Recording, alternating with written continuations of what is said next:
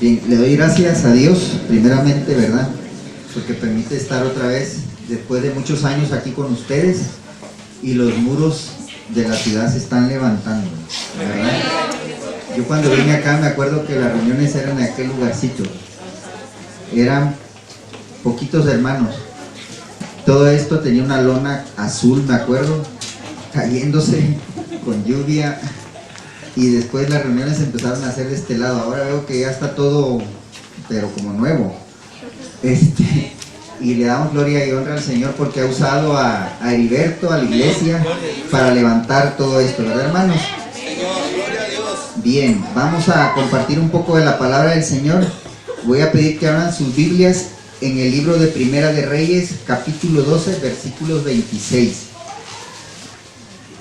Después vamos a leer Proverbios 18:10 y después Segunda de Reyes 18:5. 12:26. Cuando estén listos me indican con un amén, por favor, hermanos. Amén. Amén. Sentados, leemos. 12:26 y 27 vamos a leer, ¿ok? La palabra del Señor dice así. 1, 2 y 3. Y dijo Jeroboam en su corazón: ahora se volverá el reino a la casa de David, si este pueblo subiere a ofrecer sacrificios a la casa de Jehová en Jerusalén, porque el corazón de este pueblo se volverá a su señor Roboam, rey de Judá, y me matarán a mí, y se volverán a Roboam, rey de Judá. Proverbios 18:10, hermanos.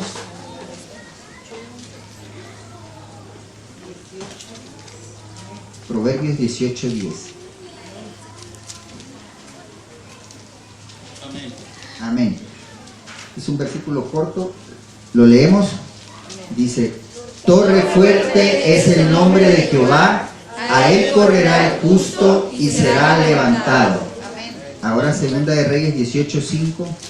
Y vamos a leer la primera partecita nada más. Segunda de Reyes 18:5. Nada más la primera parte hasta donde está el punto y coma. La palabra de Dios dice: en Jehová Dios de Israel puso su esperanza. Oramos, hermanos. Padre, te damos gracias, oh mi Dios, por tu grande amor y por tu grande misericordia, mi Dios. Vamos a hablar de tu palabra, a meditar en tu palabra, en tu verdad. Yo te ruego, mi Dios, que sea sembrada en los corazones, oh Padre Santo. Que, oh mi Dios, cada hermano aquí en la iglesia, oh Padre Santo, aprenda ahora cómo transformar su mente, cómo tener cuidado en su forma de hablar, en su forma de resolver un problema, una crisis, una enfermedad, una situación, un momento de prueba. Yo te ruego, mi Dios, Padre, que tu palabra sea exaltada por tu nombre, por tu amor y por tu misericordia. Y oramos en el nombre de Jesús. Amén. Amén. Aquí lo importante es que vamos a hablar de Jeroboam. ¿Y si saben quién era Jeroboam? Jeroboam era un rey, el primer rey de Israel, ¿sí? Pero la palabra dice aquí: y dijo Jeroboam en su corazón. Cuidadito cuando digamos eso, Y dijo Gamaliel en su corazón, y dijo en su corazón, y pensó en su corazón. Hoy en la vida vemos diferente de manera natural cómo piensa la gente, cómo va pensando en su día a día. Niños, adultos, jóvenes, religiosos, ateos y todo tipo de personas. La situación se vuelve un poco más difícil cuando se empiezan a enfrentar a situaciones de problemas en su vida cotidiana, problemas en sus relaciones humanas, problemas de crisis con sus familiares, problemas de enfermedades, problemas de pérdidas de algún familiar, y se preguntan: ¿y esto es la vida? Y hacen otra pregunta más importante: ¿existe Dios? ¿Existe la verdad? Y cuando nos volvemos a este rey, Jeroboam, entonces me trae al pensamiento cotidiano de lo que hoy es el mundo. Y el mundo, cuando empieza a sufrir este tipo de situaciones, y hay momentos sociales difíciles, o vientos de cadencia moral, problemas de situaciones futuras que no podemos predecir o resolver, o situaciones políticas, ¿verdad?, que ahorita está muy de moda. Entonces caemos en en pensar y empezamos a tener estos tipos de pensamientos en nuestras cabezas, y son 4 tipos de pensamientos de manera natural. Un pensamiento relativista, un pensamiento subjetivista, un pensamiento racionalista y un pensamiento pragmático. Y ahorita les voy a ir explicando, les voy a ir narrando poco a poco cómo este rey, eso lo llevó a su decadencia en su primer reinado. Cuando pensamos de manera relativista, son pensamientos filosóficos que a veces los usamos en la vida cotidiana y que conscientemente usted puede estarlo usando. Y hoy vamos a aprender a cómo mejor, en vez de usar ese pensamiento, veamos a la palabra del Señor qué es lo que quiere decir a nuestro corazón. Amén. Cuando hablamos de pensamiento relativista, pensamos en nuestras emociones. Pensamos de que mi verdad es lo que yo creo. Y cuando hablamos de Jeroboam, dijo en su corazón, él pensaba que su verdad era esa. Entonces, tenga mucho cuidado cuando usted piense en su corazón y no esté consultando la dirección de la palabra de Dios en oración, en ayuno. En la sensibilidad del Espíritu Santo le puede dar que le está dando su corazón. Tenga cuidado cuando diga, y yo pienso que las cosas deben de ser así. Cuando hablemos de manera subjetiva, apela a mis emociones. Subjetiva se habla del sujeto. Habla de mí o habla de la persona. Y el sujeto se va a preguntar, ¿existirá la verdad? Pero muchas veces lo va a hacer de manera emocional. Y el corazón es donde se guardan todas las emociones. Podemos tener un momento de emoción de tristeza, si estoy en una pérdida humana. Puedo estar en un momento en una situación de euforia o alegría. Puede estar en un momento de estabilidad o un momento de que no tiene sentido mi vida. Y eso lo van a llevar a tener esta manera de pensamiento. Cuando hablamos de pensamiento racionalista, esto lo vemos muchos en los estudiantes o los que estudian filosofía y letras, siempre se andan preguntando, ¿cómo probar que esto es cierto? De manera científica, de manera matemática, hacen muchas preguntas. Quieren probar todo, quieren probar que la palabra sea cierta, todo lo llevan.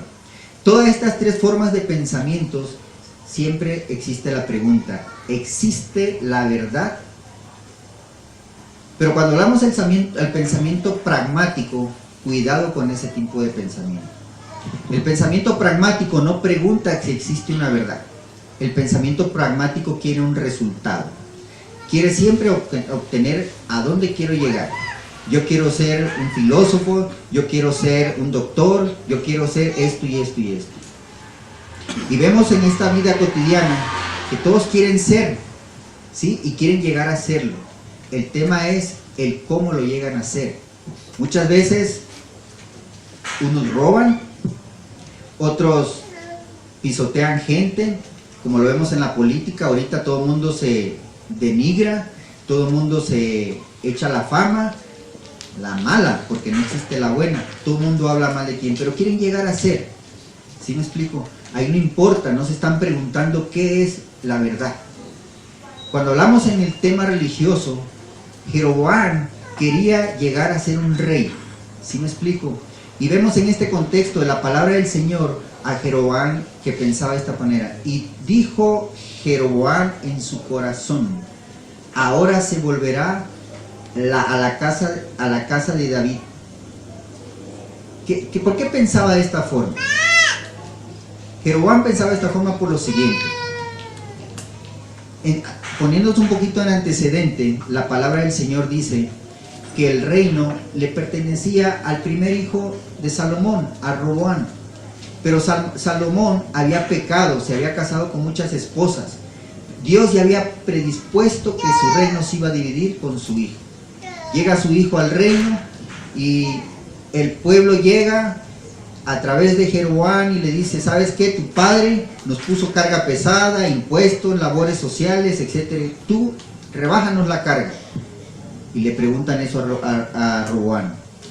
Roboam astutamente pide el consejo de los ancianos y los ancianos le dijo, si tú le sirves al pueblo, un rey le va a servir al pueblo, dice, el pueblo te va a seguir. Entonces, no a gusto, Roboam va y consulta el consejo de los jóvenes. Y los jóvenes le dicen, no, el consejo que te damos es: doblégale la carga, doblégale los impuestos, doblégales todo. Si no quieren, con látigos y con escorpiones los tienes que castigar. Primer error. Después llega este rey y le dicen Israel a sus casas. Y Dios pone como rey a Jeroboam, primer rey de Israel. Sin embargo, la adoración, cuando el reino se divide, la adoración, ¿dónde se daba? En Jerusalén. ¿Qué iba a hacer el pueblo? A adorar a Jerusalén. Pero este pueblo ambiciosamente quería controlar, tenía hambres de poder, tenía hambres de necesidad, tenía hambres de sentirse rey. Y dijo en su corazón: el pueblo se va a volver para allá. ¿Qué voy a hacer ahora? Entonces empieza a hacer unas maquinaciones. Empieza a pensar relativamente en su corazón. Empieza a suponer cosas. Él había sido designado por Dios ser rey de Israel. Entonces dice la palabra del Señor que este rey ahora ya no consultó al Señor. Pensó nada más en su corazón.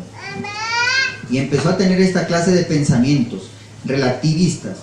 Y después empezó a pensar: ahora, bueno, ¿qué voy a hacer? Voy a ver el sujeto. Ahora, ¿qué voy a hacer para que el pueblo no se pase para allá?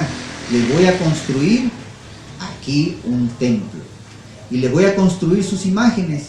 Y le dice que le construyó que 2 becerritos de oro. Y todavía le dijo: he ahí tus dioses, los que te sacaron de Egipto. ¿Cuántos años habían pasado, hermanos? Muchísimos años. ¿Qué habían hecho con esos 2 dioses? Aarón los había triturado, ¿verdad? Porque habían desobedecido. Este lo vuelve a revivir, ¿verdad? Y les puso 2 dioses. No obstante, le dijo: adoren. El pueblo había salido de la esclavitud de los impuestos, de las labores sociales fuertes, a otra esclavitud del pecado, por un rey que, designado por Dios, estaba teniendo clases de pensamientos naturales, relativistas, subjetivistas. Le dijo al pueblo: ahí están tus dioses, yo tengo que complacer una necesidad, mi necesidad de tenerlos aquí agarraditos de las manos, que me sirvan, que me den tributos y que ya no adoren allá, porque si van para allá, me van a matar porque van a seguir al otro reino. Lo importante aquí, hermano, es cada situación en la que usted se encuentre, su momento familiar, en su escuela, en su trabajo, en cada situación de crisis, en cada prueba, en su fe. La pregunta es: ¿dice en su corazón o le pregunta a Dios: Señor, ¿cuál es el camino? Dime en tu Espíritu Santo, llena mi corazón, lléname de paz, ¿qué es lo que voy a hacer? Este Jeroboam fue pragmático, tuvo el resultado. Dios lo había puesto como rey, pero tenía que ser confirmado su reino. ¿Cómo? Pues con la adoración, con la obediencia, con su fe. Este rey obtuvo el resultado, pero un resultado superficial, espontáneo.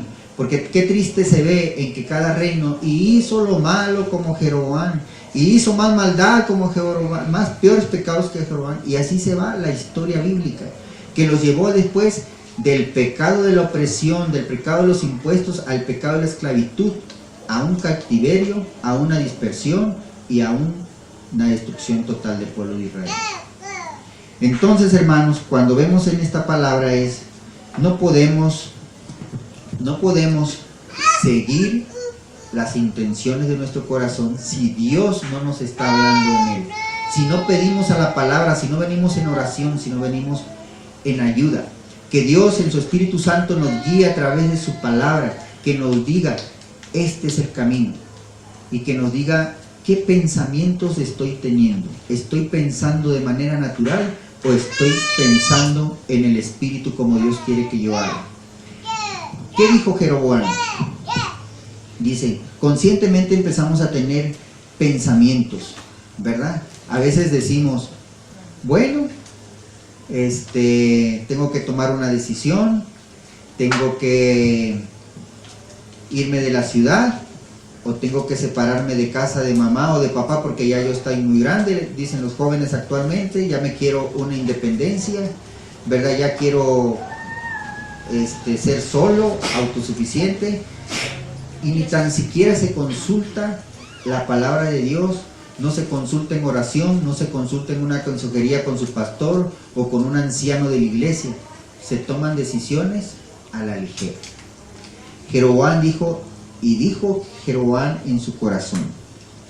La pregunta es, en Salmos 26:2 dice la palabra: escudriñame, oh Jehová, y pruébame, dice, examina mis íntimos pensamientos y mi corazón.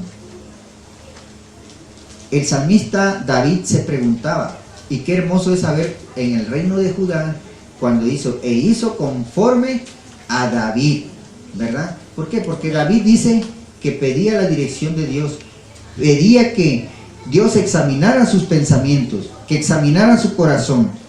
Pero la pregunta es, ¿cómo estoy resolviendo mis problemas, mis crisis? ¿Estoy poniendo cada asunto en las manos de Dios? ¿Estoy resolviendo bajo las direcciones mezquinas de mi corazón? ¿O la estoy resolviendo bajo la guía del Espíritu Santo? La palabra del Señor: escudriñame con tu nombre mi corazón, escudriña mis pensamientos, Señor. ¿Cómo quiero ser transformado si no le pido a Dios que me guíe, que me dé su luz? Si no examino, voy cada día a la palabra. Bien, yo les voy a dar 3 herramientas para que usted siempre pida la dirección de Dios. Primero, la fe se prueba en el fuego. La palabra de Dios dice en 1 de Pedro 1:7: para que sometida a prueba vuestra fe, mucho más preciosa que el oro, el cual aún perecedero se prueba en fuego, sea hallada para alabanza, gloria y honra cuando Jesucristo sea manifestado. Amén, amén. Hermano, Jeroboam tuvo su primer prueba. El pueblo se estaba yendo a adorar a Jerusalén. El pueblo se estaba yendo para allá. Él lo puso un Dios de poder, un Dios de fortaleza, un Dios de amor, un Dios de misericordia. Se olvidó de su Dios y dijo en su corazón, no cambió, Dios no transformó su manera de pensar. Por eso cuando usted tenga una prueba, un momento difícil, un momento de quebrantamiento, su fe está siendo probada. Y esa fe tiene que pasar por el fuego. ¿Por qué? Porque Dios quiere que sea hallada para alabanza y gloria. ¿En qué momento? Cuando Cristo venga por su pueblo, o cuando usted sea llevado en gloria a través de la muerte, pero no una muerte eterna, sí, porque Dios no es un Dios de muerte, es un Dios que de vivos, y usted cree en ese Dios de vivos. Entonces entienda que su fe tiene que ser pasada por el fuego, y esa fe, cuando es pasada por el fuego, si usted la sabe pasar, sabe llevar, si sabe mantenerse bajo la sujeción y la dirección de Dios, Dios le va a exaltar hasta en lo alto. Amén, amén. ¿Ustedes han escuchado hablar de los Iron Man? ¿Ah? ¿Quiénes son los Iron Man? En el contexto así, en español dice que son hombres ¿qué? De hierros. ¿Pero qué hacen esos hombres de hierro? ¿No han escuchado ese término? ¿No? El hombre de hierro es un hombre atleta, ¿sí? Puede ser flaquito, puede ser muy fortachón, pero hace este hombre de hierro. Este hombre de hierro nada 3.8 kilómetros, nadando. Después de nadar se sube una bicicleta y va a pedalear, creo que son 180 kilómetros. Después de pedalear 180 kilómetros, va a correr 42 kilómetros para llegar a su meta. Los hombres de hierro para hacer eso son probados físicamente a su límite. Pueden quedar en esa maratón tendidos en el suelo. Unos llegan gateando, otros llegan en su estado físico bien, pero llegan. Cuando usted tiene una fe como estos hombres de hierro, no hay límites, porque Dios no tiene límites. Con la ayuda de Dios usted puede correr eso y más. Pero ¿qué tiene que hacer? Ejercitarse, tener una disciplina, tener una constancia, correr eso en el camino de la fe. ¿Cómo lo logramos? Por fuerzas propias no podemos, solo tomados de la mano del Señor. Amén. Segundo punto, la paciencia como fruto de la fe. La fe se prueba en el fuego. Ahora, la paciencia es un fruto de la fe, un fruto del Espíritu. Sí, lo vemos en Gálatas. Y el fruto del Espíritu es gozo, paz, amor, gozo, paz, paciencia. Y la paciencia está ahí. ¿Sí me explico? Con la paciencia nosotros nos empezamos a ejercitar. Dios va a probar su paciencia si es de un carácter muy voluble. Dios va a probar su paciencia si es muy débil en la carne. Dios va a probar su paciencia si es dócil en ceder, en decir sí, sí, pero Dios lo va a estar probando allí, va a estar pasando por ese fuego, pero con paciencia usted va a vencer como un fruto. ¿Sí? Gloria a Dios. La palabra de Dios dice en Primera de Tesalonicenses 1:1, creo es 1:4, tanto que nosotros mismos nos gloriamos de vosotros en las iglesias de Dios por vuestra paciencia y fe en todas vuestras persecuciones y tribulaciones que soportáis. La iglesia primitiva sufría persecuciones, tribulaciones, y dice que en las iglesias se gozaban, se gloriaban, pero se gloriaban en el Señor. ¿Por qué? Porque su paciencia era probada. Muchos iban al Coliseo romano y eran probados, pasaban por esa puerta. Querido hermano, la perfección de un cristiano a la altura de Cristo se consigue, ¿sabe con qué? Con la paciencia. Y no lo digo yo, lo dice la palabra. En Santiago 1:2 dice, hermanos míos, dice, tened por sumo gozo que cuando os halléis en diversas pruebas, sabiendo que la prueba de vuestra fe produce paciencia, mantenga la paciencia su obra completa, para que seáis perfectos y cabales sin que os falte cosa alguna. ¿Sabe dónde está la perfección? En la paciencia. ¿Sí? Así es como usted va a lograr que sea paciente y que Dios, tomado de la mano del Señor, usted sea victoria en victoria en una vida. Bien, segundo punto, Dios es su fortaleza. Tercer punto, Dios es su fortaleza. Proverbios 18:10 dice, torre fuerte es el nombre de Jehová, a él correrá el justo y será levantado. Amén. Dice, las propias fuerzas, ¿usted cómo se considera? Fuerte, tiene habilidades, tiene inteligencia, tal vez tiene su confianza en el jefe, tiene su confianza en su pastor, tiene su confianza en muchas cosas. Eso sirve, pero si no se toma de la mano del Señor, de la fortaleza del Señor, no vas a tener una vida de victoria en victoria. ¿Sí? La palabra dice, torre fuerte es el nombre de Jehová. Tome el nombre de Jehová como fortaleza a su vida. El domingo pasado hablábamos de la lección, ¿verdad? Y en la parte de la lección, en el libro de... ¿Cuál fue? Perdón, se me fue aquí. Hablamos del libro de Joel. Y en Joel aprendíamos que en el Señor, cuando nosotros confesamos nuestros pecados, cuando el Espíritu nos llena y cuando estamos llenos de ese Espíritu Santo, Dios es nuestra fortaleza. Dios nos llena de bendiciones, Dios nos prospera. ¿Por qué el rosario ha prosperado? Porque ha puesto al Señor como su torre fuerte.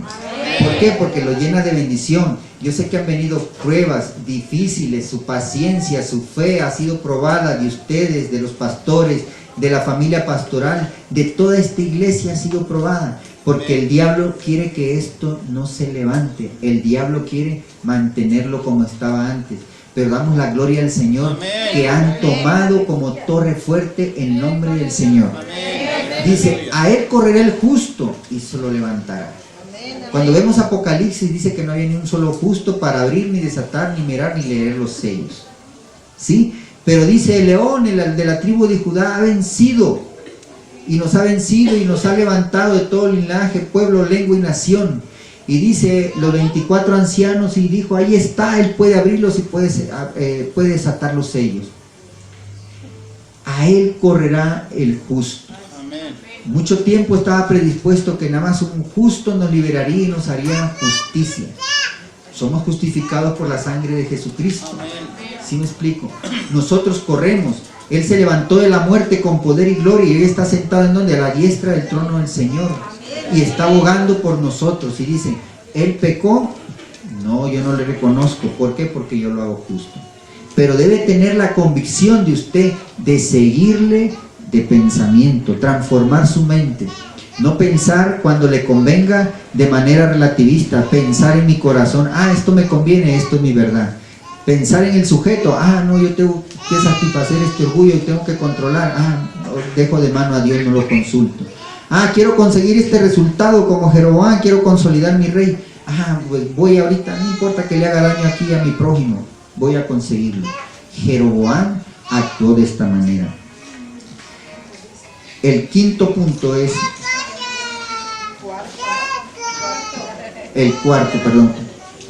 cuarto punto y último, pon tu esperanza en Dios. ¿Sí? Segunda de Reyes 18:5 lo leímos al principio. En Jehová Dios de Israel puso su esperanza. ¿De quién está hablando? De un rey. Y este rey se llamaba Ezequías. Este rey llegó y reformó. Dice la palabra de Dios que tiró todas las abominaciones que habían hecho sus antecesores y hizo una gran reforma. Empezó a reformar todo el templo, quitó ídolos, quitó el paganismo, y este rey empezó a poner la verdadera adoración en el Señor. ¿Por qué? Porque ¿dónde puso su esperanza? En Jehová. La pregunta es, ¿dónde tengo mi esperanza? ¿En el jefe? ¿En mis habilidades? ¿En mis propias fuerzas? ¿En mi inteligencia? ¿En mi conocimiento? Pon tu esperanza en Dios.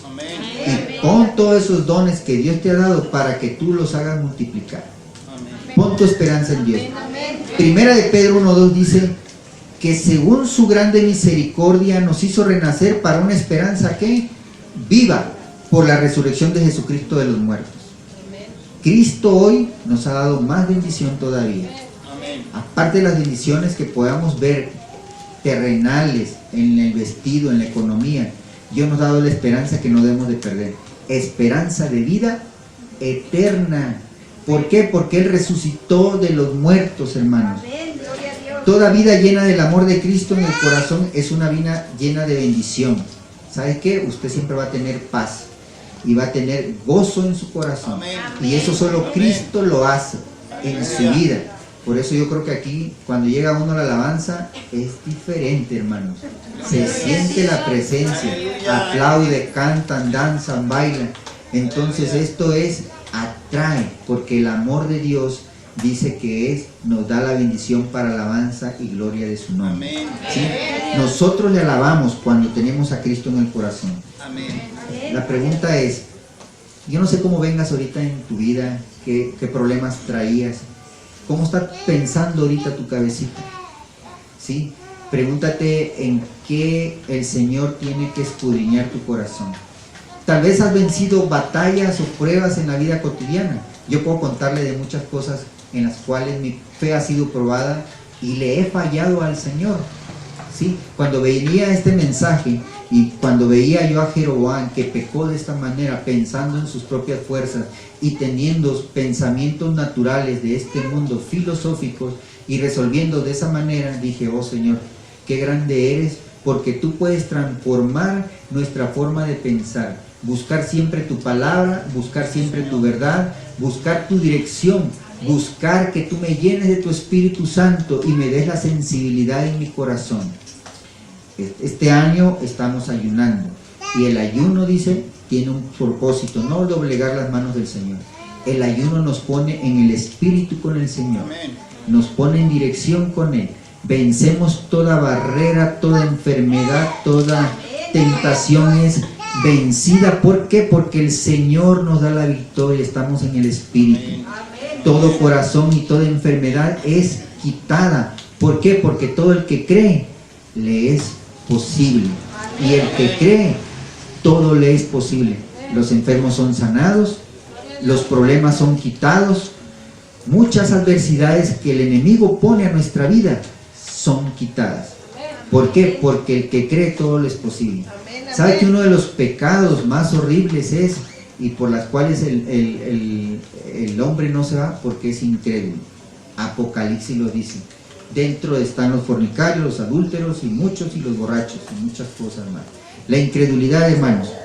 Pon tu fe. Yo no sé cómo vengas en tu corazón, cuántas batallas hayas perdido, pero hoy tienes una herramienta en tus manos para vencer. Aprende que tu fe va a ser pasada por fuego. Aprende que la paciencia va a ser completada, y es la manera que un cristiano puede crecer, a la manera, a la altura de Jesucristo, a la perfección. Dios tiene poder, Dios es tu fortaleza, Dios es escudo, pero también pon tu esperanza en Jesucristo. El autor y consumador de la fe, ¿quién fue? Jesús. Hebreos 12. Jesús, el autor consumador de la fe. Muchos pasaron pruebas, cerrados, pedreados, no vieron, pero nosotros hoy lo tenemos. Por fe creemos que Él es el Señor de señores y Dios de dioses. Por último, hermano, Salmo 103:7 dice, 103 versículos 17 y 18.